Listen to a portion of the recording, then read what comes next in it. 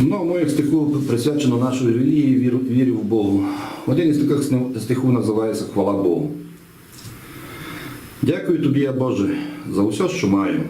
Твоє ім'я з трепетом усе споминаю.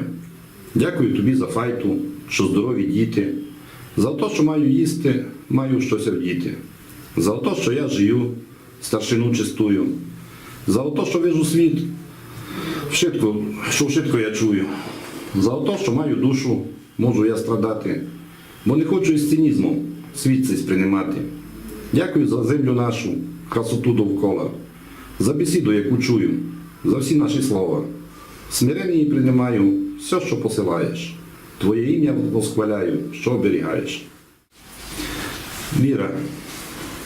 Я буду Богуся молити за те, що Він мені дає, бо з вірою в серцю легко жити, май тяжко там, де і не є. Нам видиться, що нам май тяжко. На свою життя ми ревеме, за гріхи, що допустили. Ми кожний хрест свій несеме. Не все є часу на молитву, та кожен день ми грішиме. То все в душі у нас збирать, з гріхами тими й умреме. А треба бо йти на сповідь і зняти із душі цей груз.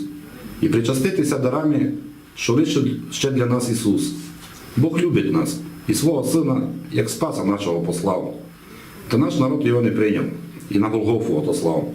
Христа розп'яли на Голгофі за наші з вами же гріхи. Та Він воскрес і всіх простив нас.